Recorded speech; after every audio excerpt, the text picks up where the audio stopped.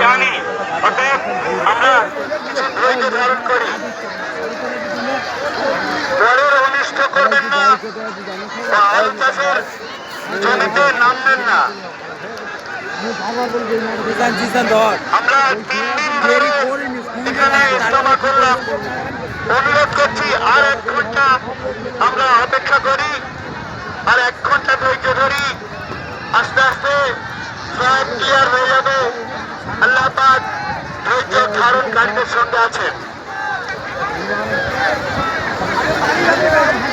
ভাই আমরা ধৈর্য ধারণ করি, গাড়ি আমরা সকলেই যাবো, একটু আগে পিছু করে হয়তো 1 ঘন্টা পরে যাবো কি 1 ঘন্টা আগে যাবো, কিন্তু এত হুড়োহুড়ি করবেন না। সুযোগের মৃত্যু আর সুযোগের মৃত্যু আলুর ক্ষেতের মৃত্যু নামবেন না দয়া করে। আমরা 3-4 দিন ধরে আমরা ধৈর্য ধরে বসে রইলাম। হ্যাঁ, আর 1টা ঘন্টা কি 2টো ঘন্টা ধৈর্য ধরতে পারছি না ভাই।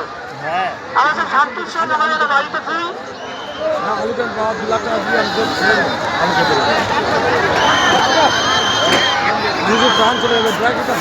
আরে তারা কষ্ট পাচ্ছে বলে তো নেমে যাচ্ছে। তাহলে ব্যারিকেডের কাছে দেরিয়ে পড়ছে কেন? এইদিকে চলে এসো। কষ্ট হচ্ছে বলে তো চাপে করে নেমে যাচ্ছে। কি করবে তারা? আর ওখানটায় ওরা বেঁধে থাকা কি রয়েছে? এই ধারে চলে এসুক না হেঁটে, না বা তারে দেয় না। সামনে কেউ নামবেন না, দয়া করে আপনারা এই রাস্তা দিয়ে নামবেন না। এই সব রাস্তা নেই, একটু ধৈর্য ধরুন। আপনারা ধৈর্য ধরলে আর মাত্র 1টা ঘন্টা ধৈর্য ধরলে আপনাদের কোনো অসুবিধা হবে না। সামনে চাষের জমি আছে,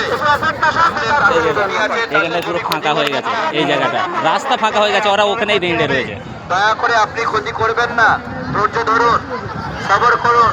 সবরকারীদের সঙ্গে আল্লাহ রাব্বুল আলামিন অবশ্যই থাকেন।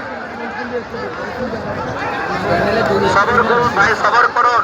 একটু দাঁড়িয়ে যান, একটু নিজের জায়গায় দাঁড়িয়ে যান।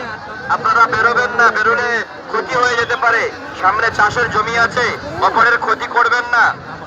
দয়া করে মেডিকেলের সামনে দিয়ে আসবেন না। মেডিকেলের সামনে কোনো রাস্তা নেই বেরিয়ে যাওয়ার। আপনারা অযথা মেডিকেলের সামনে ভিড় করছেন, মেডিকেলের সামনে দিয়ে বেরিয়ে যাওয়ার কোনো রাস্তা নেই।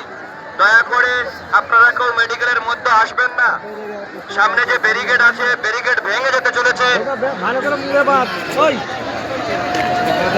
ভাই সাথী যে বাইকটা পড়ে গেছে, বাইকটা তুলে দাঁড় করিয়ে দেন, বাইকটা তুলে দাঁড় করিয়ে দেন। একে অপরের হেল্প করুন, সহযোগিতা করুন। বয়স্করা লেগে যাবে, চাপে পড়ে যাবে, ভয় হয়ে যাবে।